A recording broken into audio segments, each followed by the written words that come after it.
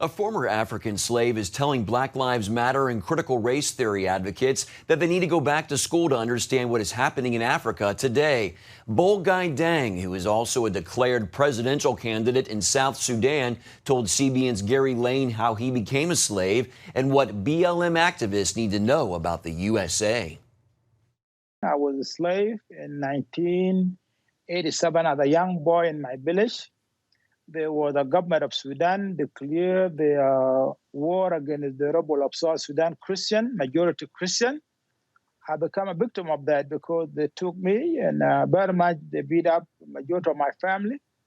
I was kidnapped. I was taken with more than 700 kids, walked 250 miles all the way from the South Sudan to North Sudan. And then I realized that I got sold in the market. And I did not realize that because I did not speak Arabic at that time. I used to speak only the Africa Dinka language. And then I have to be beat up. I have to be told what to do. And sometimes they used to put the chain in my legs to the point where I have become so disciplined to my master. And then he gave me a little bit of assignment to go and give the cattle water. Then from that escape, I managed to run to the capital of Sudan, which is the Khartoum. And then I got received by the international organization, which is Catholic Charity at the time. And then I ended up at Khartoum. And then also with another problem that Khartoum was very much in sponsor of Osama bin Laden, the man who under mastermind the 9/11, lived in Khartoum for 6 years. Then from there, actually, I went to Egypt. From Egypt, I got asylum to the United States in 1999. How old were you, Bol, when you became a slave? I was around 7 years old at the time. I was young, at 7 years old. And how long were you a slave? I've been a slave for 3 years. And as a former slave, I know you have expressed some concerns about the Black Lives Matter movement here in the U.S., also the teaching of critical race theory. What are you telling people? What's your concern?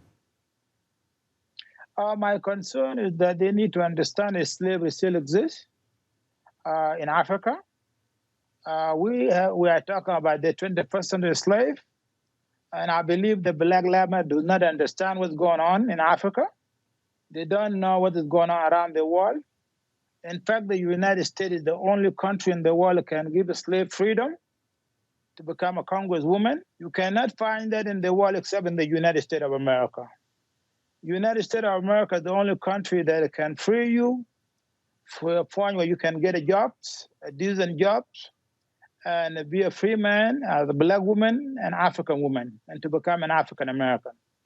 I think they need to understand that the slavery still exists, and they need education, and they need to listen to people in my background, that Africa today, more than 9.2 million are still in captivity, in slavery. If you go to Libya right now, while I'm talking North Africa, a slave had to be sold for $400 US.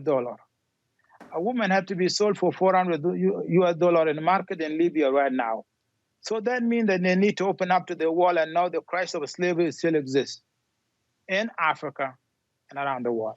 And many of those people that are advocating Black Lives Matter here in the U.S. and CRT have never been to Africa. There are many divisions in South Sudan right now, Dinka and Nuer. Others are still fighting one another. How do you expect to bring people together as president? You know, I want to thank you and your audience as a Christian organization that we in the Christian community, we believe in love, we believe in peace, we believe in unity.